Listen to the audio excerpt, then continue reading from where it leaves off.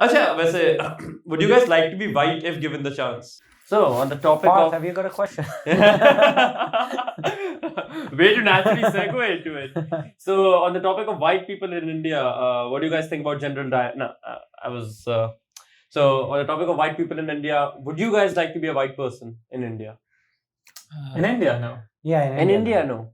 Because you would just feel apart from the group. Yeah. No, I don't think it's necessary in India because I don't think people have that kind of discrimination here. But in Europe, it does feel better in a sense to be white. Yeah. Because I had this experience of having only my passport checked while I was traveling in Europe. And because I was sitting with mine, You don't think that had anything they to had do with- their dog sniff us 3 or 4 times. Are you sure it had nothing to do with the fact that you guys were wearing jackets with blinking lights on them? I did ask them. Yeah. They don't know. It's only in your color of the skin, Oh. and because you're sitting beside Who's just another random Joe? another random. Yeah. Yeah. Do you have a similar experience in Europe? It's Or- views apart. Uh-huh. And you think that would be avoided if you were white, right? Yeah, definitely. I think.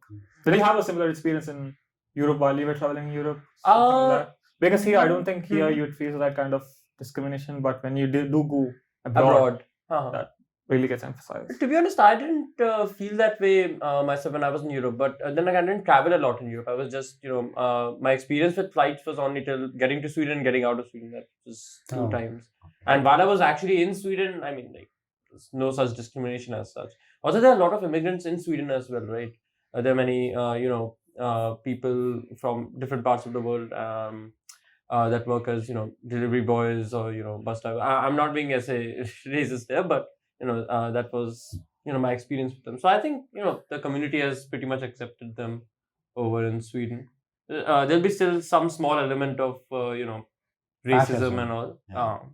over there, but to a large extent, I think it's been solved at least in the Nordic countries.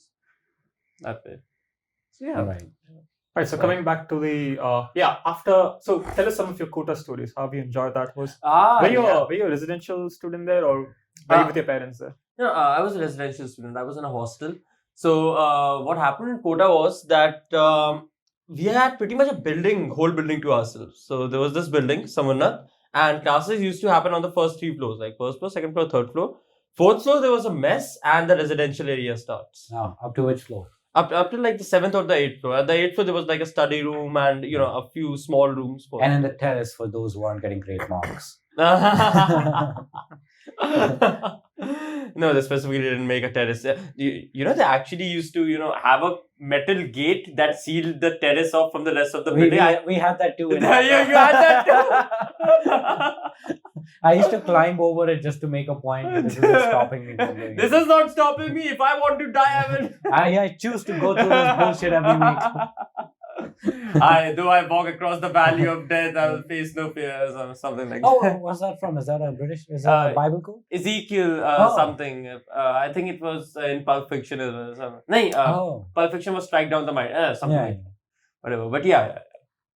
So, Kota stories. Yeah. So basically they had this gate and then it cordoned off the terrace from the rest of the building. Yeah, so I think that was the reason why. And so Kota was nice in the sense that the building was in itself completely self-sufficient. Like you didn't have to go out of the building for anything. Like if you need anything, you just tell the warden will arrange someone to go out there and get it for you. So you could spend like 2 years without ever venturing out into the open. It's like the perfect place to survive a zombie apocalypse. Oh, right. Right. But of course, zombie apocalypse, you wouldn't have that warden who can go out there. The warden would be a zombie. Yeah. To be honest, I think all the zombies were inside the building. We were just walking around. Satire, ladies and gentlemen. The Walking Dead, because we're just walking around and we all want to be dead. So Right. yeah. Well, which institute were you associated with? Alan. Oh, Web Oh wait, was just also- just blur this name out. No, that's fine. Webber in his episode did a full advertisement for Alan. He was like, "Oh, it's a great institute. They treat you like a prince, and the food is great." And I was like, "Do you have a coupon code that we can use?" Oh, they're still giving him money. Yeah, ऐसे देखो मेरा पैसा आना बंद हो गया तो now I can say the truth. No, but Ireland was actually a pretty nice place. They were a bit more disciplined because my roommate is from Resonance and he tells me Rezo stories, and Rezo was just kind of like just do whatever you want to do. In Rezo they just set the students free. Just chill, just enjoy, study if you want to study, don't study if you don't want to. And Ireland was more disciplined. They had a very organized course structure. Teachers insisted we all attend the classes and all. So yeah, that was a major difference between the two institutes that I felt. So yeah, Kota stories. I don't really have much of Kota stories in the sense that most of us we usually just spend our time studying. Commuting. Your Alan experience sounds a lot like my Hyderabad experience. Weber's experience was completely different. Okay, what was Weber's experience? This is going to be a bit repetitive for you guys. But, yeah, so you can go watch that video. Yeah, okay. It's up on the channel. Shameless plug. Hardik being really nervous. Every time I cuss something, he's like, "Fuck this shit! 10 more minutes of editing." Yeah, I'm not that great at smoothing out the audio anyway. So, oh, okay. As viewers of the Urban episode will know. Yeah. Would you guys prefer I cuss a little less, per se? No, it's fine. It's fine.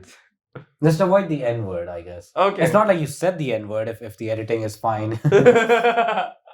Right, yeah. Not that you said it if it isn't fine. Yeah, exactly. It's a mystery. Just to be clear, we are talking about the word ninny here, right? Yes. Yes. Ninny as in nanny, but with an I. Yeah, exactly. But it's still spelled with an A. With an I. We just completely mispronounced the word nanny. Really. For the most sophisticated people that are there at home, it's actually nincompoop. Oh. So yeah. Right. As in nanny. Nanny. But with a C. Yeah. I think we've squeezed that joke far too. Yeah. Nanny. So yeah, going further. Yeah. Weber's experience was more like there's a lot of freedom. You can go to the gym. You have good food. Oh yeah. Yeah, stuff like that. Mine was more like yours. You weren't allowed to leave the campus. I remember. We were allowed to leave. I'm saying if someone didn't want to leave the campus. Right. Yeah, I mean, we all went out for birthday parties and all. So it was a nice place in that sense. I mean, they did. Of course, they did allow us to leave and all. There were times we were coming back, after enjoying something with this, packets of food in our hands, and because it was the official building, so it would be like, "Kahan se aa rahe ho? Kya kar rahe ho? Sir party ho? Haan, karo." So it was a nice place. We had the gym and DD tape. So, yeah, definitely. Right. Then I guess I was the only one going through hell in those days. Well, everyone's hell is different, Yeah. For some people, it can be, locked up in a building with not being allowed to go out. For some people, it can be getting good food, going to the gym, and playing TT all day. Definitions of hell can be for everyone. So you had good gym facilities inside the building? There were some gym facilities inside the building. To be honest, I think it was just for the parents of the children. Because at 7 a.m., all you could find in the gym were just moms. Just moms working out. Oh, so they used to live in the area. Yeah, actually, some of those rooms were studio apartments in the sense that there was one room and, a small kind of kitchen kind of stuff. And, a separate room for the student. So it was like, the mother could stay in one room, the child could stay in the other. That's very nice. That's actually very nice. When my mother used to come, she couldn't get a studio apartment as such. So sorry, what do you see?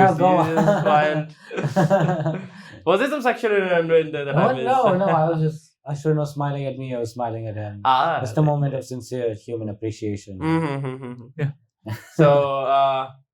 When my mother used to arrive on the premises, so she would just pretty much get another room that was just opposite from my own. So it was kind of like there are two rooms, and I had my privacy. She could bring me food anytime I want. Right. That was nice. So was it like the doors always closed and the meal just slides on the floor? Allow bathroom breaks, just 5 minutes in a day. We have to, because that was like in my house. My mother used to allow only 5 minutes, and that with my brother, my brother and I used that 5 minutes of bathroom the whole day. Oh, so of course, because there was a single bathroom and 5 minutes is a short time, you both bit together. But yeah, we had to. She Yeah. just allowed 5 minutes of bathroom breaks. Yo, damn. Right. Well, of course, bath time with the cousins is always a great thing. You think that? And then they ask you, why don't you use soap? So I just rub myself really hard, it gets red. What I wanted to say was, when my parents used to come to the premises, they used to get a lecture about how they were pampering me. Oh, damn. Yeah. So completely different experience. Yeah. Oh my god.